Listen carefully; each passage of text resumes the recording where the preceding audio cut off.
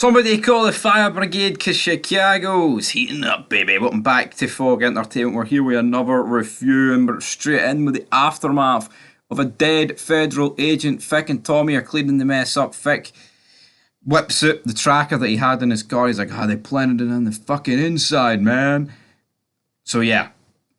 Tommy, Fick. Does Tommy believe Fick? He does. I'm surprised. He believes Fick for now. Throughout this episode, though, Diamond, you knew something bad was going to happen to that kid that he's been mentoring, and we'll get to a wee bit later on. But yeah, you know, you can't really have that family life while being in the drug game. I think it works with like a few examples. I think when you're like top man, like a Walter Flynn, it works when he's got kids because he's protected on like so many levels. But as we've seen with so many characters throughout this franchise, I mean, it can't really happen, you know. And this episode was no different because there was just drama happening everywhere you looked, folks, and it wasn't good for Big Tommy. But essentially, he wants to meet with Shay. Miguel's like, no. When he finds out about that at the Fiesta, or whatever it's called, there's a big fancy word for it, man. I'm not too sure about what's going on, but they have a meet set with one of the crews. Diamond, though, pulls out because he wants to help the kid. He wants to mentor the kid some more. But the FBI are fuming what's going on, and they want to go full steam ahead into Tommy Egan and CBI. So, you know, we've got Stacey, she pulls over Tommy. Again, right, now I think this is where plot holes have to come into play here. Because she, like, essentially calls out Tommy, like, you're a dead man in New York, now you're here. It's like, hold on. Tommy, literally, folks, you know, it appears that he faked his own death in New York. Now, you can maybe argue, well, my teeth fell out or something at the scene and I ran away, but I mean, he was in a high-speed police fucking chase, man. How can you spin it any other way than this? How's this guy not in jail? So, Ian, do not grasp it in the slightest, but is what it is. Plot armor, whatever, I think it's just poor writing. It's the problem they created for Tommy. Like, at least in, like, season 1 of Force, like, no one really knew who he was, but then I say that, it's like he started introducing himself, and it's like, Tommy fucking Egan, you know, as Walter Flynn would say. So again, is what it is, but I think it is ridiculous that no one is, like, seen any of this going down. Fick, though, is confronted by Tommy. Fick, he's freaking out because the police are not going to keep him on a pretty short leash at the end of the day. Tommy then confronts Gennard, starts choking him out. You motherfucker, but looks like Gennard is going to get back at Tommy's good books at the end of the day because, of course, Fick's the one that told Tommy that Gennard knew that Claudia was making a deal with Shantae. Tommy finds all about all of that and he's not really too bothered. He's like, keep it going, but I want to know everything that she's doing. Which I think was a fair enough compromise. But again, all this just feels cringe. It's like, why doesn't Tommy just act on Claudia now? I just do not grasp it, man. It's like same way like Walter, they all wanted to kill him as well and did nothing. And it almost seems to be like a continued trend of power to do this sort of stuff. Not really too sure why, but here, they do it. There's not much, it's not going to change now, but Claudia getting threatened by the Serbs. The Serbs then attack the meet that Gennard, Fick and Tommy are at. Which, of course, Diamond ain't acting because he's busy, and there's a good reason for why he's busy, damn it. I'll tell you why. But, yeah, Kate then returns, says, I had to take care of business in New York. But then, it's like, where is the timeline here? Because in Power Book 2,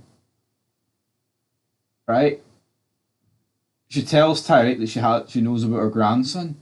So, when does the timeline get caught up?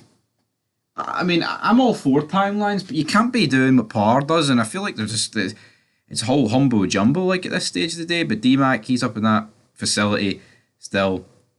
But it looks like Gennard has gained the respect of Tommy here because he saved his life, damn it. But yeah, Diamond then drops his wee buddy off, his stepson at this stage of the game, and then these two kids threaten him, you think you're Mr. Good? Diamond's like, yeah, teach him, man, you fight. And he actually stands up for himself, but what happens? He punches him, he's like, yeah, I did good, Mr. Sampson. And then the guy who just can't handle getting punched, his friend whips out a gun and fucking just shoots the kid. It's like, holy shit, man.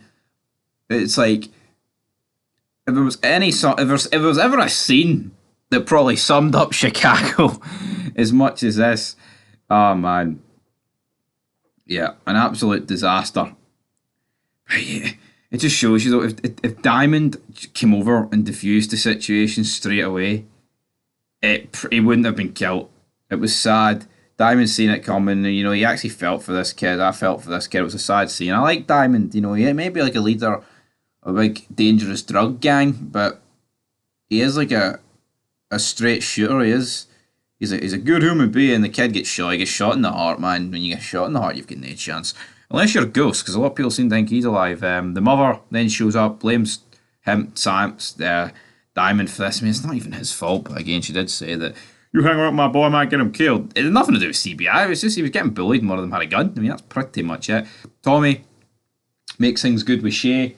Looks like Shay's beginning to like Tommy a wee bit more than Miguel. I would almost argue at this stage of the game. It's always time to talk business. Maria then gets confronted by the FBI leader.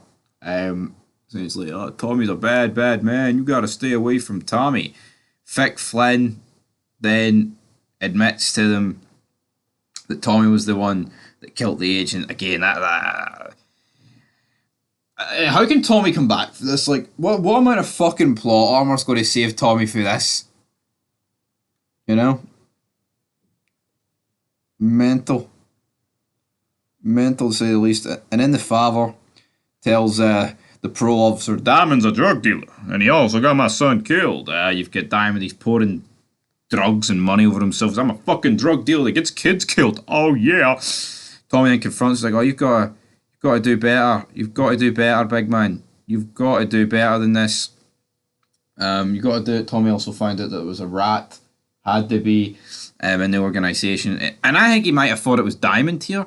But then when Diamond slices the throat of his parole officer and the blood sprays all up the walls, that confirms to Tommy that Diamond's not the rat because he's literally just killed like an agent. But then, I mean, I guess Vic did the same thing. But yeah, pretty badass scene, like the blood spraying out the scene, and Tommy's like smirk as if to say, Diamond, you're not the rat. What a guy you are, buddy.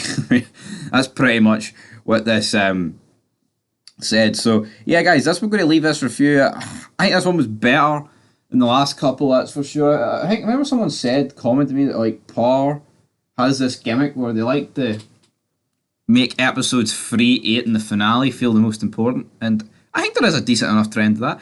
I'll give this episode a 7 out of 10. Come on, Power Book 4 Force, end strong, because season 2's been a bit shite in parts, absolutely. So come on, end strong. Till then though, peace.